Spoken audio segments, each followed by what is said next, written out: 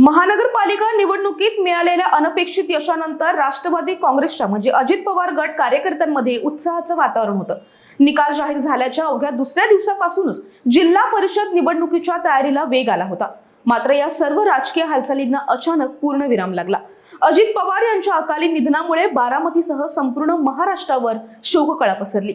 या पार्श्वभूमीवर त्यांच्या निधनाच्या काही दिवस आधी तयार करण्यात आलेला एक प्रचारात्मक व्हिडिओ सध्या सोशल मीडियावर मोठ्या प्रमाणात चर्चेत आलाय।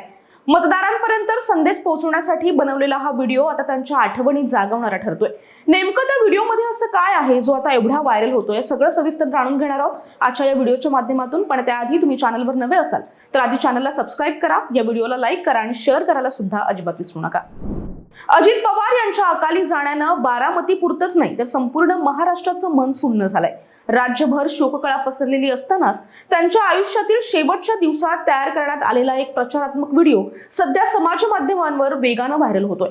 मतदारांशी संवाद साधण्यासाठी बनवलेला हा व्हिडिओ आज मात्र अनेकांच्या डोळ्यात पाणी आणत असून त्यांच्या आठवणी अधिकच बोचऱ्या करते।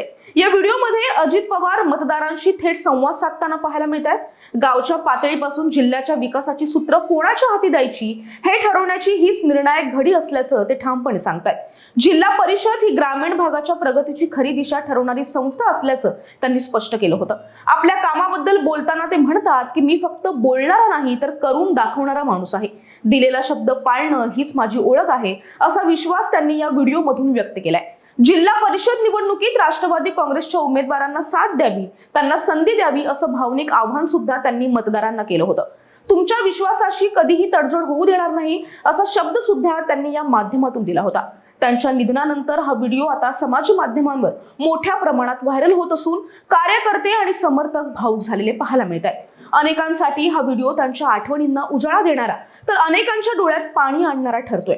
दरम्यान काही तासांआधीच राजकीय वर्तुळातून समोर आलेल्या माहितीनुसार अजित पवार यांचा विमान अपघात होण्यापूर्वीचा शेवटचा फोन कॉल कार्यकर्ते श्रीजित पवार यांच्याशी झाला होता। अपघाताच्या काही वेळापूर्वी म्हणजे सकाळी 8:37 हा संवाद साधण्यात आला होता। श्रीजित पवार यांनी अजित पवारांना जिल्हा परिषदेच्या जागा वाटपासंदर्भात विशेषतः सुपे गटातील उमेदवारीबद्दल काही तक्रारी केल्या होत्या आणि या फोन संवादात अजित पवार यांनी श्रीजित पवारांना सांगितलं की माळी समाजाला जिल्हा परिषदेमध्ये सुपे गटातून उमेदवारी दिली आहे आणि सर्वांना सोबत घेऊन जाण्याचं धोरण असल्याचं त्यांनी स्पष्ट सुद्धा केलं होतं।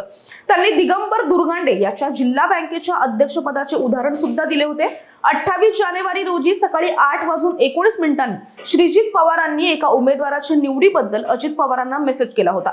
विमानाला रेंज मिळाल्यानंतर अजित पवारांनी तो मेसेज वाचून श्रीजित पवारांना फोन केला होता अशी माहिती सुद्धा समोर आली होती। हा व्हिडिओ तुम्ही शेवटपर्यंत पाहिला त्याबद्दल खूप खूप धन्यवाद। व्हिडिओला लाईक करा आणि शेअर करायला सुद्धा अजिबात विसरू नका।